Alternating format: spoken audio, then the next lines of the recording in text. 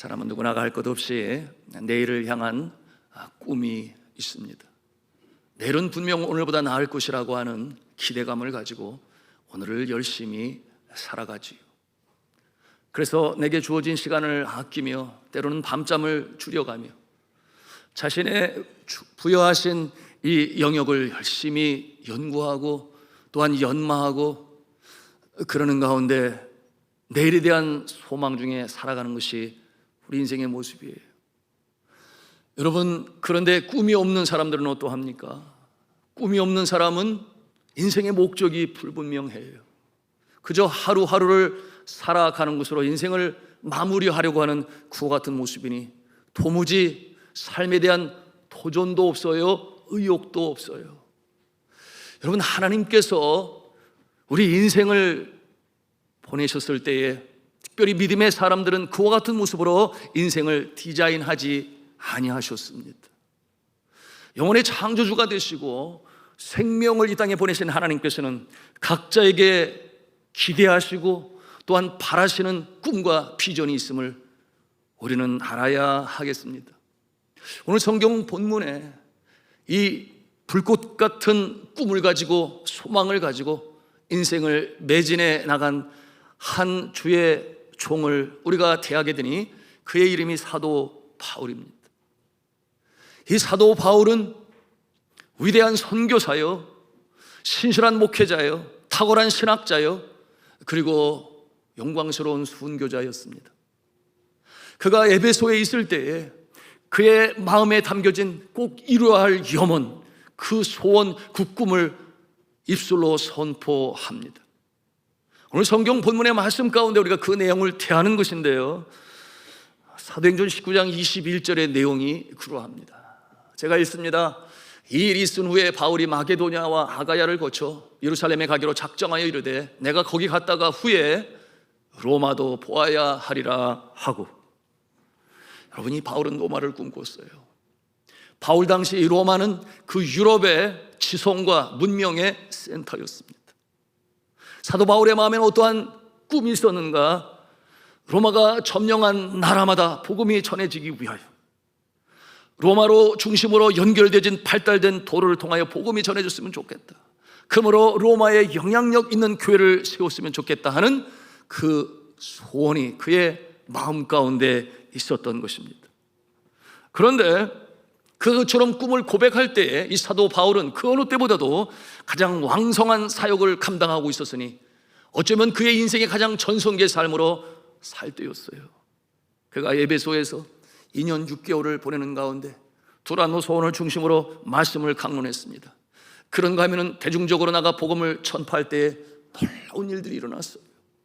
심지어는 병자들이 낫게 되는데 그의 손수건만 병자의 몸에 얹어도 병자가 치유함을 받는 놀라운 역사가 나타나고, 오늘 우리가 함께 본문의 말씀을 통해서 보았습니다만 이 마술을 행하는 자들이 주의 복음을 들을 때 마음의 찔림을 받았어. 그 마술책을 다 가져다가 태웠다고 그랬습니다. 그 양이 얼마나 대단한지 은 5만이라고 그랬어요. 여러분, 이와 같은 상황 가운데서 그냥 에베소에 머물러도 좋았을 것 같은데 그곳에서 계속 사역을 감당하면 오늘날 소위 말하는 메가처치의 담임 목사님이 되어 안정된 삶으로 살아갈 수 있었을 법한데, 그런데 그는 거기에 머물지 아니했습니다. 그는 보다도 원대한 삶의 목적을 가진 꿈의 사람이었습니다. 그러므로 로마를 꿈꿉니다. 주께서 그에게 허락하신 그 사명을 온전히 이루기 위하여 더 크고 원대한 꿈을 가졌던 이 사도 바울의 모습을 우리가 대하는 것입니다. 그리고 마침내 주 62년경에 그는 로마에 들어가죠. 그리고 그곳에서 복음을 전하는 중에 주님의 부르심을 받습니다. 사도행전 마지막 장 마지막 절이 로마에서 그가 어떻게 꿈을 이루어가는지를 우리에게 밝히 보여주고 있는데요, 우리와 함께 사도행전 28장 30절에서 31절 말씀을 같이 읽으시겠습니다. 시작. 바울이 온 이태를 자기 셋집에 머물면서 자기에게 오는 사람을 다 영접하고 하나님의 나라를 전파하며 주 예수 그리스도에 관한 모든 것을 담대하게 거침없이 가르치더라. 아멘. 결국 이처럼 로마를 중심으로 잘 발달된 도로를 따라 그곳에서의 복음의 전파는 온 세상에 전파되게 되었고 로마의 국교가 되었으며, 그리고 이 서구 세계의 문명과 역사를 주도하는 기독교가 될 수가 있었던 곳이었어요. 사랑하는 성도 여러분, 그렇다면 저는 오늘 이 아침에 여러분에게 그렇게 질문을 하고 싶습니다. 여러분의 로마는 무엇입니까? 사도 바울이 그처럼 마음에 열망하며 갈망하며 이루길 원했던 그 로마가 여러분에게 있는 것입니까? 지금 나는 이 모습으로 머물 수는 없다. 나는 아직도 이루어지지 않은 내 인생의 꿈, 내 인생의 고지가 여전히 남아있다. 이와 같은 꿈과 비전이 있는 것입니까? 여러분, 우리가 머물고 있는 지금이 내 인생의 종착역이라 그렇게 여기는 사람은 아무도 없을 거예요. 지금 하고 있는 수준으로 행여나 만족하시는 분이 있다면 오늘 이 말씀을 통해서 우리는 다시 한번 우리의 심령 가운데 더 크고 주님께서 예비하신 그 가능성에 대한 세계를 바라보며 꿈과 목적을 다시금 세워야 할 것입니다.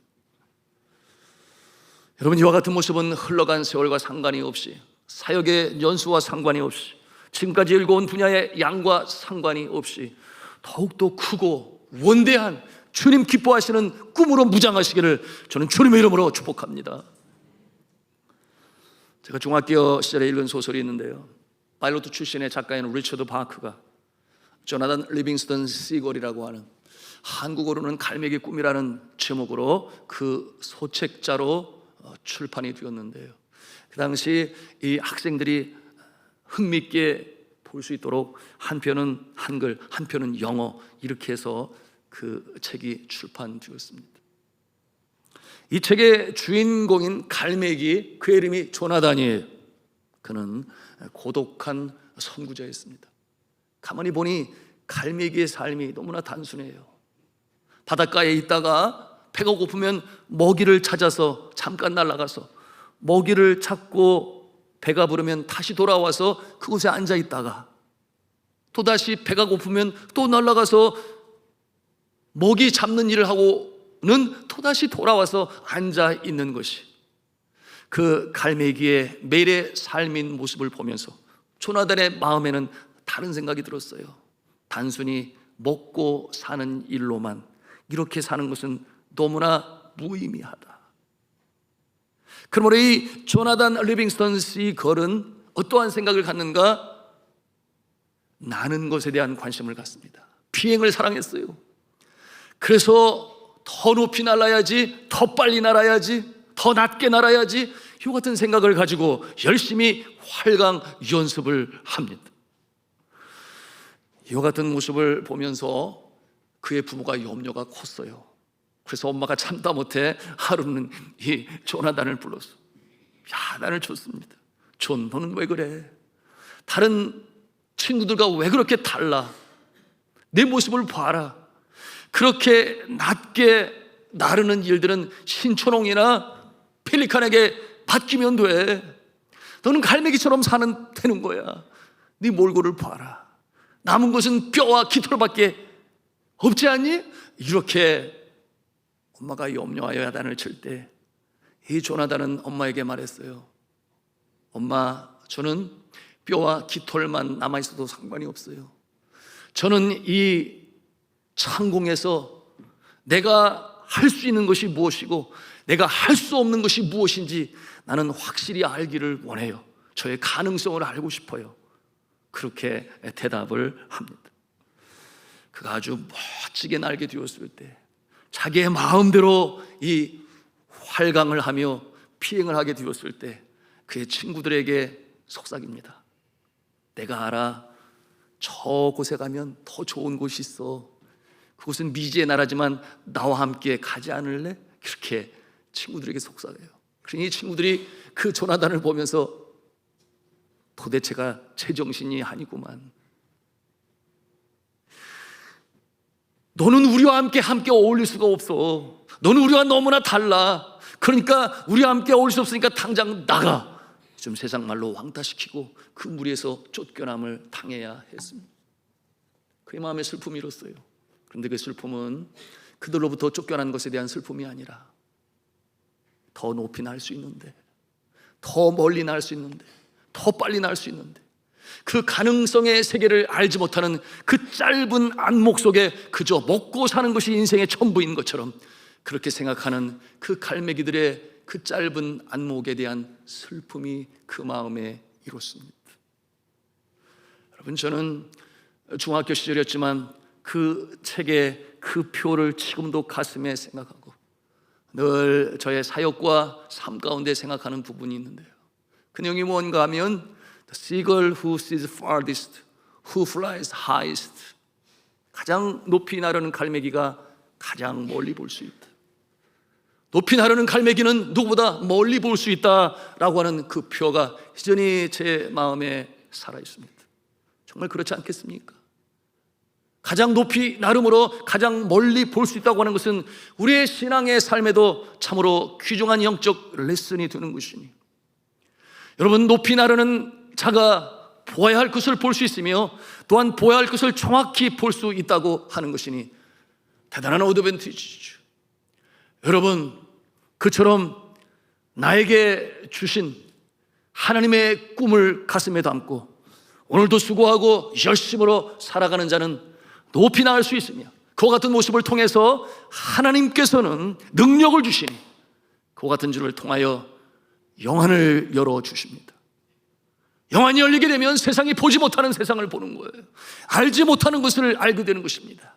이것은 지식이 될 수도 있고 지혜가 될 수도 있으며 통찰력을 갖게 되는 것이니, 여러분, 기도하시며 그리고 주님이 주시는 능력으로 최선을 다하시기 바랍니다.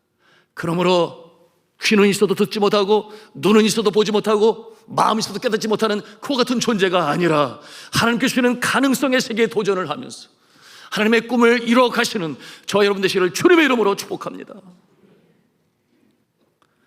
그러므로 오늘 말씀을 통해 적용할 첫 번째 영적 교훈이 있으니 우리 한번 다 같이 한 음성으로 했으면 좋겠습니다. 믿음의 사람은 보다 더 원대한 꿈을 가져야 합니다. 그렇습니다.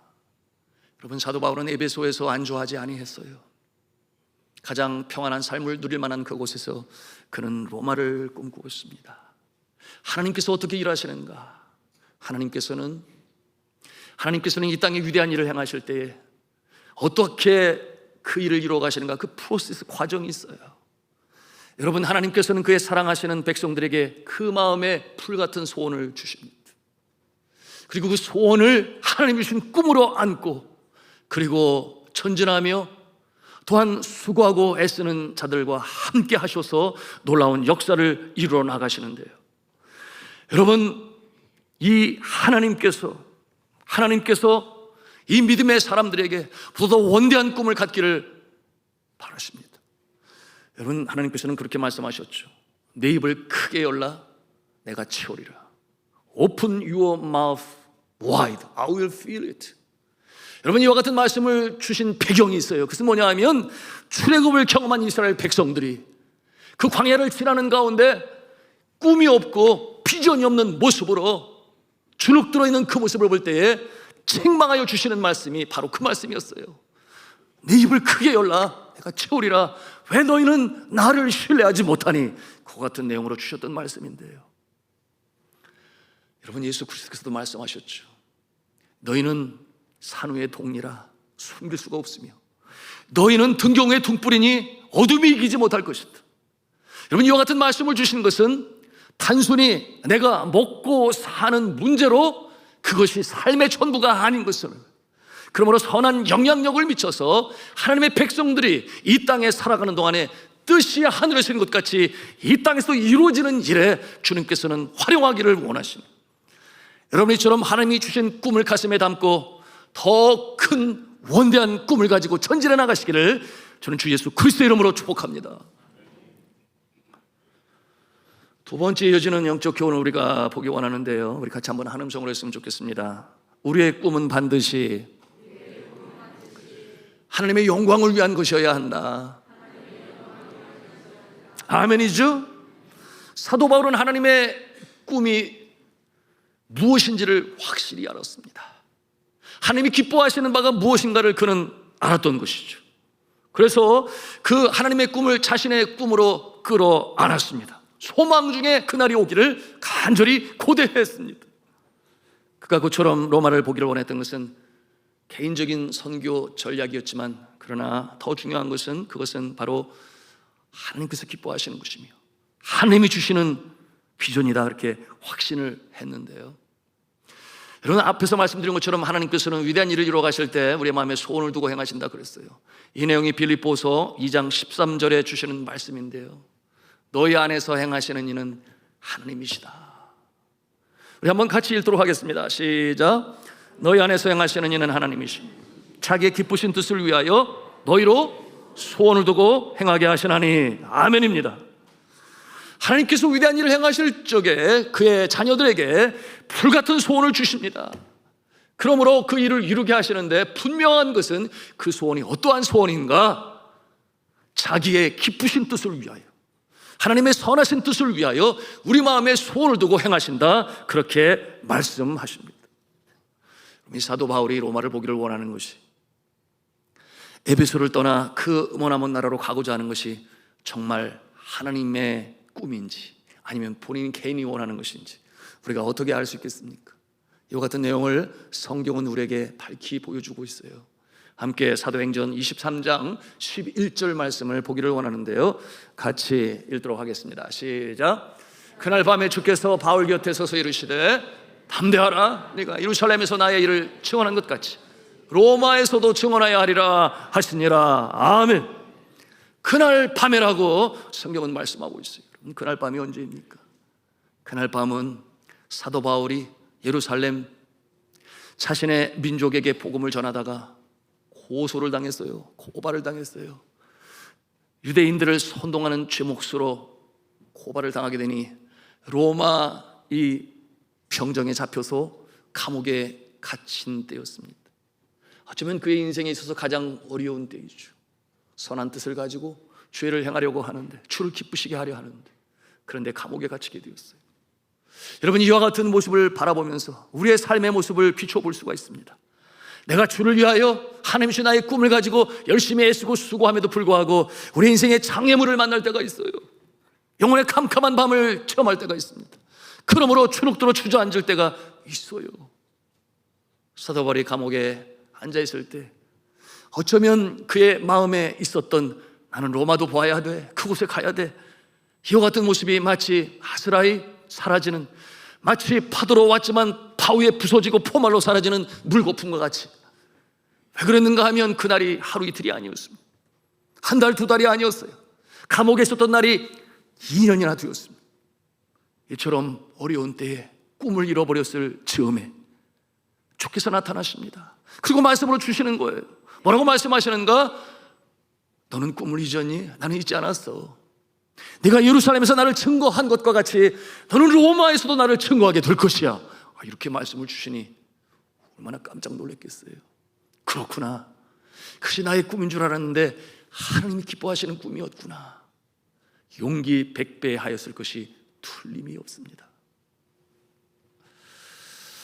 여러분, 주님의 이 말씀, 아직도 이루어지지 아니한 소망, 그러나 그 이루어질 소망, 그 꿈에 대해서 하나님께서 언급하시니 여러분, 우리가 생각해 볼 수 있습니다. 하나님께서 이 사도 바울에게 나타나셔서 다른 것 하신 것 없어요. 빌립보 감옥에 있을 때는 바울과 실라 복음을 전하다가 퇴장에 맞아서 여러분 깊은 감옥에 갇혔다 그랬습니다. 그곳에서 찬송을 부를 때 어떤 일이 일어났나요?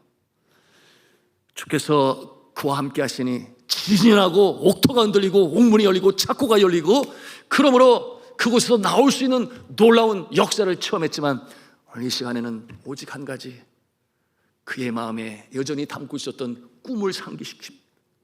그 꿈을 리마인드시켰어요. 너는 잊었니? 나는 잊지 않았어. 그 꿈을 다시금 새롭게 하시고 다시금 생각나게 하시는 이 놀라운 역사가 기도하는 여러분의 심령 가운데 다시금 새로워지기를 주님의 이름으로 축복합니다. 가장 화려한 사람들로 꼽히는 자들이 있죠. 은막의 스타라 그렇게 표현을 해요. 영화 배우들, 가장 화려한 삶을 산다, 우리가 그렇게 생각을 하고 있는데요. 그런데 그처럼 애쓰고 수고하고 노력하여 최고의 정점에 오른 상태에서 자신의 목숨을 스스로 끊는, 자살하는 일들이 왕왕 있습니다. 여러분 아시잖아요. 제가 젊은 시대에 영웅이었죠. 저희 고등학교 시절에 그처럼 멋있을 수가 없었어요. 홍콩 배우인 그 이름이 장구경이라고. 여러분 아세요? 장구경이라고. 그래서 제가 너무 좋아해서 그가 출연한 영화들은 거의 다 본 것 같은데, 그런데 어느 날 비보가 전해졌으니 스스로 자살하여 생명을 끊었다. 도무지 이해가 되지 아니했습니다. 어떻게 그렇게 잘 나가는 멋있는 사람이 스스로 목숨을 끊을 수 있을까? 더욱더 마음 아팠던 것은 그때 그의 나이가 47세밖에 되지 아니했어요. 여전히 한창의 나이 아니겠습니까? 그런데 그렇게 스스로 목숨을 끊어요. 여러분, 그 원인은 의외로 단순합니다. 여러분, 세상 사람들, 믿지 아니하는 사람들의 그 꿈과 소원과 야망과 비전은 하나님의 영광과 상관이 없어요. 여러분, 그와 같은 모습은 마침내 그 정점에 이르렀을 때 너무나 허망하고 너무나 허전한 것이에요. 저희 아주 어렸을 때에 유명한 여자 배우였죠. 잉그리트 버그만. 누구를 위하여 종은 울리나, 가스 등 이와 같은 영화에 출연하면서 그야말로 최고의 여배우가 되었는데, 그 정점에 이르렀을 때 고백했던 말이 있습니다. 그것이 무엇인가 하면, 왜 이리 인생은 허무한가? 왜 이리 인생이 허무한가?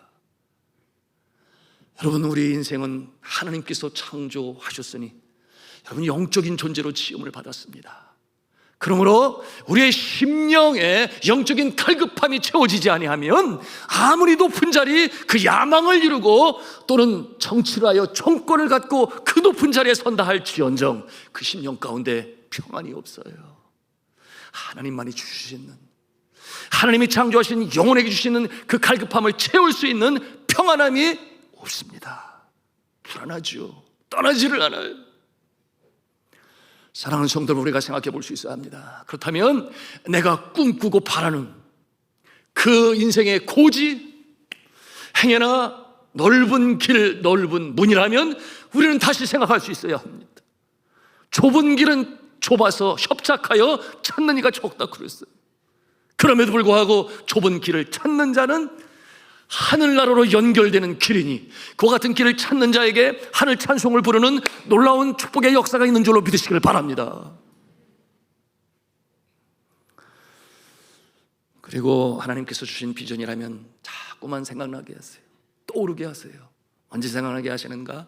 기도할 때마다, 주님 앞에 헌신을 다짐하고 다시 한번 기도할 때마다 주님께서는 우리의 심령에 주신 꿈을 다시금 상기시키십니다. 생각나게 하십니다. 그러므로 다시금 일어서게 하십니다. 왜냐하면 우리는 포기할지 몰라도 하나님은 포기하시지 아니하시기 때문에. 그러므로 기도하는 자에게 다시금 일어서게 하셔서 사명이 있는 자는 사명을 감당할 때까지 죽지 아니한다. 여러분, 검은 대륙 아프리카에 유명한 선교사였던 데이빗 리빙스톤이 그와 같은 말을 했습니다. 너는 꿈을 잊었니? 나는 잊지 아니해. 그러니 다시 한번 기도함으로 그 길을 걸어가라. 주님께서 주시는 이 사도 바울의 감옥에 있을 때 주시는 이 음성이 여러분의 심령에 쟁쟁 울릴 수 있기를 저는 주 예수 그리스도 이름으로 축복합니다. 저희 교회 한 권사님이 계신데요, 남편이 직장에서 어려움을 겪었어요. 이 권사님은 지난 2019년 9월에 14년 동안이나 몸담아 썼던 그 사업체를 정리하고 결혼 후 처음으로 쉼을 갖는다, 그런 생각에 마음에 기대와 기쁨도 있었습니다. 참 열심히 사는 부부인데요, 그런데 2020년 1월부터 시작된 이 코로나19 팬데믹의 이 세계적인 재앙으로 말미암아 이 남편에게 참 예기치 않은 일이 벌어지게 됐어요. 그게 뭐냐면, 집사님의 건설 현장 일터에서는 임금 삭감과 감원, 현장의 축소로 인해서 많은 어려움이 시작되었는데 감원을 하게 되니 늘 성실히 살던 그가 그와 같은 감원 대상자는 아니었지요. 그런데 함께 일하던 동료의 거짓말로 인해서 이 남편 집사님은 2020년 5월에 그만 그러나 아무런 이유도 모른 채 해직당하고 말았습니다. 남편은 너무 억울했지만 진실이 아니기 때문에 다시금 나를 부를 거야, 언젠가 사장님이 나를 알 거야, 그 오해가 풀리기만을 바라면서 기도했는데 그 모습을 바라보는 아내가 염려가 되잖아요. 그런데 남편이 그렇게 확신 있게 얘기를 하니 어떡하겠어요. 남편을 위하여 믿어주고 함께 기도했습니다. 그런데 생각보다 기다림의 시간이 길어졌고 하루도 쉬지 않고 일했던 남편은 가만히 있을 수가 없어서 날품을 팔아가며 그렇게 일을 하며 지냈는데 시간이 갈수록 경제적인 그 부분이 어렵잖아요. 그리고 사춘기를 지나는 자녀들은 학원을 다녀야 되는데 경제가 어려워요. 그럼에도 불구하고 아빠의 그 상황을 알게 되니 가족이 함께 기도했다 그랬습니다. 그런데 교회에서는 그의 교회 리모델링이 시작됐어요. 여러분 기억하시죠? 코로나 때 우리 교회가 리모델링을 했어요. 리모델링이 시작되었는데 헌금을 드려야 하는데 헌금을 드릴 수 없음이 그렇게 큰 아픔이고 고통이라는 사실을 그때 처음으로 알게 되었다 그랬어요.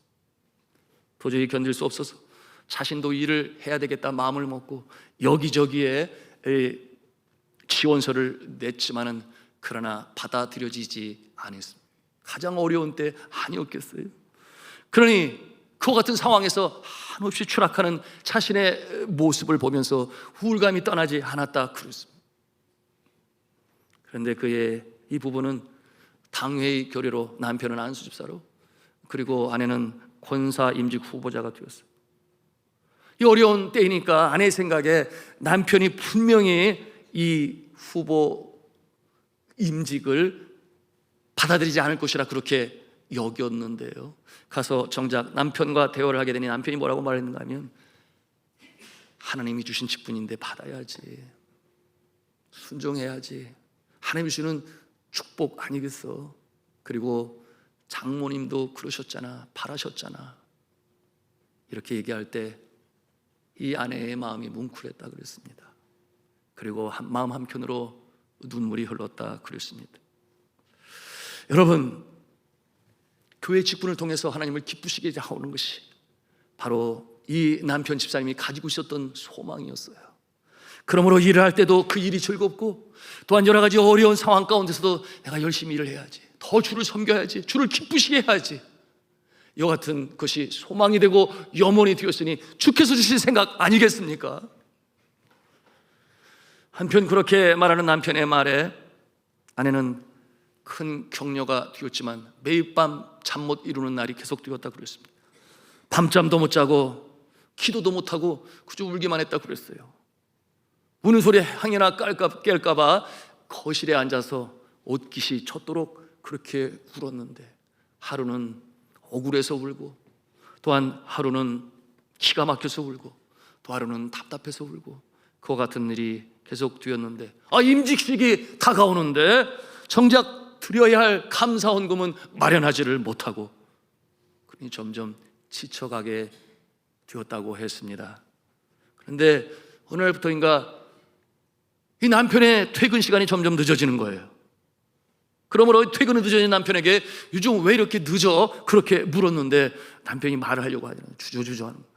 왜 이렇게 늦냐고 그랬더니 하는 이야기가, 대답이 당신이 임직헌금을 준비하는데 조금이라도 도움이 될까 해서 내가 좀 더 일을 하니까 늦게 오는 거야. 그렇게 답을 했습니다. 그 말을 듣는 순간 정신이 번쩍 들었다 그랬어요. 내가 이럴 때가 아니구나. 더욱더 주 앞에 믿음으로 간구해야 되겠구나. 그날로부터 기도의 내용이 달라졌다 그랬습니다. 하나님, 제가 지금 당장은 물질이 많이 필요합니다. 그렇지만 물질을 필요로 하는 이유가 그저 사람들에게 보이는 헌금을 하는 것에 그 이유와 목적을 두는 것이 아니라 물질이 없어도 임직을 하지 못해도 제가 하나님 한 분만 사랑할 수 있는 믿음을 주시옵소서. 그리고 사랑하는 남편과 자녀들이 어려운 환난의 때 연단으로 하라, 더 믿음으로 설 수 있는 계기가 되게 해 주시옵소서. 그렇게 간절히 기도할 때 진정한 기도가 나오기 시작했고 그리고 그 눈물도 은혜의 눈물이 되었다 그렇게 저에게 간증을 했습니다. 그 며칠이 지나지 않아서 임직식을 3주 앞두고 정말 기적 같은 일이 일어났습니다. 남편을 해고했던 사장이 다른 동료의 말을 오해하여 그렇게 신실한 이 집사님을 해고한 것을 후회하고, 그러므로 연락이 왔는데 내가 진심으로 사과한다고, 어수선히 복직을 하라고. 그렇게 연락을 받았으니 얼마나 감사하겠어요? 그 돌아가게 되었는데 그 어려운 때 다 받지 못한 임금을 한꺼번에 다 받게 되었고, 그것이 너무나 감사한데, 그리고 그때 어려운 상황 가운데서 처분하려고 했던 작은 부동산이 있었는데 세금 문제로 힘들었는데 그것도 잘 또 이 매도가 되게 되었으니 마치 꼬인 이 실타래가 술술 풀어지듯이 그렇게 풀어줘서 너무나 감사하고 너무나 감사한 마음으로 진심으로 이 임직 감사헌금을 주님 앞에 드렸다고 구했습니다. 그런데 더욱더 감사한 것은 그렇게 그 어려운 때에 회복이 된 것, 물질의 회복, 그것이 문제가 아니라 그 어려운 과정을 통해서 하나님 앞에 더 강한 믿음으로 비 온 뒤에 더 땅이 굳는다고 주님 앞에 믿음 있는 그 모습으로 설 수 있었으니 그것이 너무나 감사하다고 그랬어요. 그래서 더 아주 그냥 쌩쌩하게 큰 믿음을 가지고 주를 섬기게 되었는데, 둘이 같이 길을 걷다가 이렇게 얼굴만 이렇게 탁 마주쳐도 미소가 번지는 그와 같은 행복한 모습으로 신앙생활을 할 수 있게 되었으니, 사랑하는 성도 여러분, 어려움이 닥쳐올 때, 아픔이 닥쳐올 때 아내는 기도하는 아내가 되시고 남편은 비전의 사람이 되시기를 주님의 이름으로 축복합니다. 하나님의 꿈, 하나님의 소원, 그 잃지 않고 기도하며 나가고 고군분투하며 그 일을 이루고자 하는 자에게 하나님께서 함께 하시며 역사를 이루어 가시는 줄로 믿으시기를 바랍니다. 그런가 하면은 마지막 세 번째 교훈이 있는데요, 한번 하나님 성을 하겠습니다. 꿈을 이루기 위해서는 치밀한 계획이 필요하고 치료해야 할 대가가 있다. 그렇습니다. 여러분, 인간에게 고귀한 액체가 있다면 세 가지라고 그랬지요. 첫째는 땀이요, 둘째는 눈물이요, 셋째는 피라고 그랬습니다. 인류 역사의 위대한 역사를 이루는 그 뒤에는 이 세 가지가 흘림으로 말미암아 아름다운 결과를 이뤄낸 것입니다. 여러분, 땀은 숭고한 노동의 상징이요, 눈물은 진실의 상징이요, 또한 피는 헌신의 상징인 것입니다. 여러분, 이 세 가지가 흘려지지 않은 상태에서 누군가가 성공을 이루었다면 그것은 몰입하여 거저로 얻은 것이니 보람도 없을 뿐더러 아무도 그를 존경하려 하지 아니할 것입니다. 여러분, 이 땀과 이 눈물과 피, 여러분, 이 피가 흘리지 않고서는 여러분 인류 역사에 새로운 물꼬가 터진 적이 없어요. 그러므로 우리가 마땅히 감당해야 할 것, 주께서 우리에게 팔을 주셨어요. 주께서 우리에게 다리를 주셨어요. 마음을 주시고 지혜를 주셔서 하나님은 우리가 10분 발휘하여 주의 영광을 나타내기를 원하시는데 그저 숄트커트라고 그러죠. 나는 그 뭐라고 그래요? 짧은 길? 지름길? 아니요. 우리 주님은 스스로 노력하는 자에게 위로부터 은혜를 주셔서 놀라운 역사를 이루어 가시는 하나님 아버지신 줄로 믿으시길 바랍니다. 제가 네팔에 있을 때 때때로 이제 감사한 일은 히말라야 트레킹을 하는 거예요. 여러분, 올 가을에 히말라야 트레킹 광고를 하고 있는데 히말라야 이 눈산이 파란 하늘에 비춰질 때 너무나 아름답죠. 그래서 그 모습을 본 자들은 이 도시 속에 일을 하다가 자꾸만 거기가 떠올라서, 재밌는 통계는 네팔에 들어오는 사람들이 처음 들어오는 관광객보다 항상 두 번째, 세 번째 들어오는 사람이 더 많아요. 하여튼 그런데 제가 뭐 히말라야 트레킹 자랑하려고 하는 게 아니라 그 일을 할 때 제 백팩 함께하는 자들은 전도지를 거기다 이렇게 싣고 그리고 가요. 만나는 사람마다 전도지를 주면서 그리고 복음을 전합니다. 그때 그 기쁨은 말로 할 수가 없죠. 그런데 이 트레킹은 베이스 캠프밖에 못 가요. 베이스 캠프를 지나면 이제는 정부의 허가를 받은 2억에서 3억을 후원을 받아서 익스페디션이라고 그러죠. 저 정상에 올라가는 사람만 이제 입장이 허가가 되니까요. 거기까지만 가게 되는데 그래서 아쉬움을 안고 해발 4,200m인가요? 하여튼 거기서 이제 돌아오게 되었는데, 그런데 여러분, 그 산을 오르다가 여러 사람이 생명을 잃었어요. 과거에 IMF 때 칸젠중가를 오르면서 KBS가 직접 실상황으로 중계했지요. 국민에게 소망을 주자. 그래서 칸젠중가를 오르다가 세상에 거꾸로 두 사람이 눈사태로 생명을 잃고 말았어요. 근데 그 장례식 카트만두 있을 때 제가 가봤어요. 참 눈물 없이 장례식 참여할 수가 없었어요. 여러분, 그 중에 한 사람의 아내는 만삭이었어요. 그렇게 가족을 두고 떠나는 그 모습, 그 누님이 오셔서 오열하는 그 모습을 볼 때 제 마음이 너무 힘들어서 그 장례식에 참여하다가 무슨 생각이 아주 엉뚱하고 기발한 생각이 났는데, 그게 뭐냐면 그냥 헬리콥터 타고 가지, 바로 그 눈사태 어렵고 힘든데 그거 가다가 그렇게 죽어, 제발, 그러니 가족은 누가 책임질 거야, 뭐 이런 생각이 팍 드는 거예요. 헬리콥터를 타고 가서 그 에베레스트 꼭대기에서 이렇게 점프를 딱 해가지고 거기 내리면 그러면 되는 거지 뭐, 이런 생각을 했는데, 여러분 생각이 괜찮습니까? 그게 안 돼요. 왜냐하면 그 8,848m의 그 고도는 산소가 희박해서, 여러분, 엔진은 산소를 필요로 하는데 자칫하다가 엔진이 멈추게 되면 큰 사고 납니다. 그러므로 그것은 불가능해요. 그러니 어떻게 가야 돼요? 걸어서. 어려움이 있고 힘들고 눈사태가 있어도 정말 그 봉우리를 점령하고자 하는 자는 한 걸음 두 걸음 시작하여 수백 번 수만 번 수를 헤아릴 수 없는 걸음으로 그곳에 올라가야 하는 것입니다.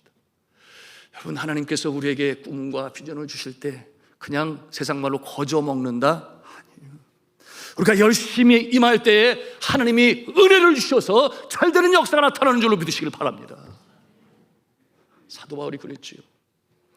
사도 바울이 로마를 가려고 할 때 꼭 경유해야 할 곳이 있으니 예루살렘을 경유하여 로마로 간다. 그런데 이 예루살렘으로 가는 길은 곳곳마다 위험이 도사리고 있었으니, 여러분, 성령께서 미리 사인을 주십니다.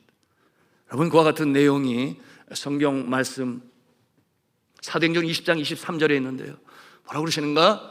오직 성령이 각 성에서 내게 증언하여 결박과 환난이 나를 기다린다 하시나. 결박과 환난이 나를 기다려요. 그럼에도 불구하고 사도 바울의 마음에는 아니야, 나는 가야 돼, 나는 가야 돼. 하나님의 은혜의 복음을 증거하는 일을 감당하려 하면은 나의 생명을 조금 더 귀한 것으로 여기지 아니하노라. 그러므로 예루살렘에 들어가고, 그리고 결국 그는 그곳에서 감옥에 갇히게 되었죠. 그러나 그 가운데 그 헌신을 보신 하나님께서 그에게 나타나셔서 내가 예루살렘에서 나를 증거한 같이 로마에서도 그리하여야 하리라. 그리고 나서 그가 석방되었을 때 이제는 죄인들을 싣고 로마 병정의 감시를 받으면서 로마로 향하게 되는데, 그게 상선이었잖아요. 상선이었습니다. 무역선이었어요. 그 배를 타고 가는데 어떤 일이 벌어지나요? 유라굴로의 강풍이 불어닥쳐요.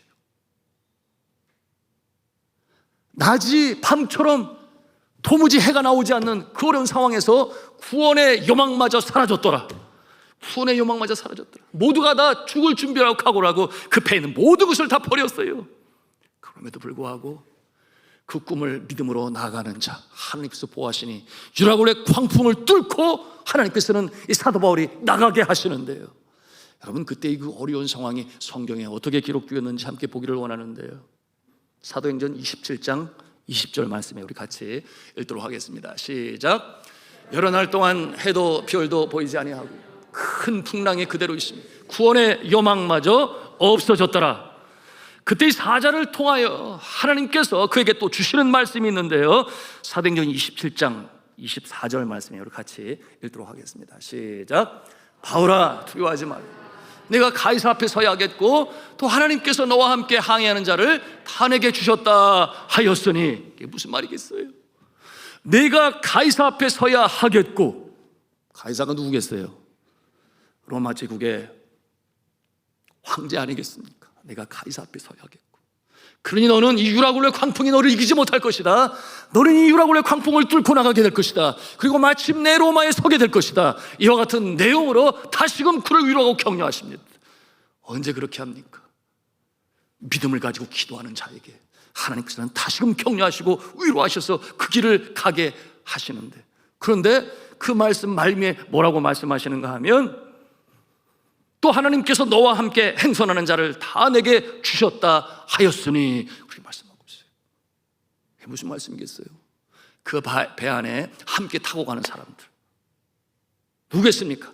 무역선이 선원들이 있었고, 그런가 하면은 죄수들이 타고 있었고, 죄수들을 지키는 로마 군사들이 있었고, 그 중에 한 사람 이 사도 바울이었는데, 여러분 그 수가 성경에 보니 276명이라 그랬어요. 적지 않은 수입니다. 276명의 생명이 너에게 달려있다, 이렇게 말씀하시니, 여러분 저는 간절히 기도합니다. 여러분 한 사람으로 말미암아 여러분의 직장에 복을 받기를 간절히 축복합니다.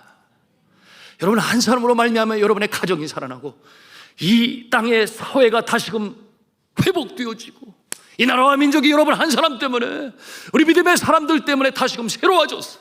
하나님 기뻐하시는 뜻이 하늘에서 이룬 것 같이 이 땅에서도 이루어지는 일에 쓰임받으시는 저 여러분 되시를 주님의 이름으로 축복합니다. 270명의 사람이, 세상 말로 그거를 도매금이라고 그래요. 도매금. 사도 바울 때문에 함께 건짐을 받게 되었으니, 여러분 그가 로마에 당도했을 때 그 모습을 보았던 로마의 병사들이 가만히 있었겠어요?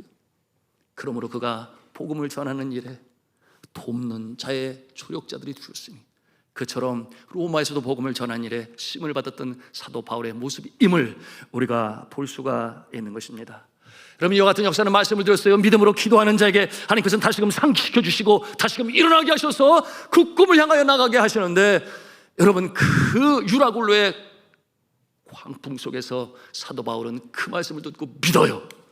내가 그럴 줄로 믿습니다, 그렇게 고백을 하는데요, 그 내용이 사도행전 27장 25절 말씀, 우리 같이 읽도록 하겠습니다. 시작. 그러므로 여러분이 안심하라, 나는 내게 말씀하신 그대로 되리라고 하나님을 믿노라. 아멘. 그러면 이렇게 사도 바울이 확신하면 믿을 수 있었던 이유가 무엇이겠습니까? 여러 차례였죠. 생명을 건지신 하나님, 태장으로 맞고 굶주렸고 돌에 맞아 거반 죽었으나 다시금 살리시고 또 살리신 하나님, 이 하나님을 처음적으로 경험하게 되니 하나님의 말씀이 임할 때에 아멘으로 받게 되고 믿음으로 일어서게 되니 마침내 그 꿈을 이루는 이 사도 바울의 모습입니다. 사랑하는 성도 여러분, 우리가 지식으로 성경 말씀을 읽을 수 있어요. 그러나 중요한 것은 체험으로도 살아계신 하나님을 경험하시기를 주님의 이름으로 축복합니다. 아파 보지 않은 자, 그 질병 가운데 있지 아니한 자, 고침을 받을 기회가 없어서 그럴까요? 여러분 하나님께서는 불 가운데에도, 또한 물 가운데에도, 영혼의 캄캄한 밤에도, 내가 더 이상 감당할 수 없어 주저앉아 있을 때도 주님께서는 다시금 일으켜 세우셔서 무엇을 바라십니까? 내가 있잖아, 나를 의지해, 나를 믿으면 다시금 일어설 수 있는 거야.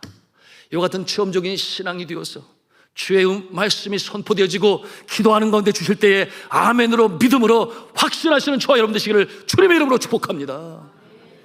제 말씀을 정리하겠습니다. 하나님께서 택하신 백성은 늘 원대한 꿈을 꿉니다. 세상 사람들과 달라요. 먹고 사는 것이 문제가 아니라 그 이상의 것, 주님 기뻐하시는 일에 나의 사명은 무엇인가?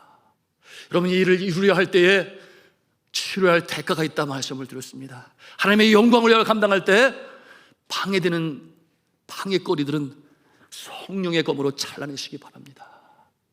내가 이 일을 걸어갈 때 이것은 아니야, 세상적인 유혹도 잘라내시기를 바랍니다. 즉각적으로 아주 즉시 생각할 것도 없어요. 이것은 하나님 기뻐하는 것이 아니라면 그렇게 잘라냈어. 정말 좌로나 우로나 치우치지 아니하고 똑바로 걸어가셨어.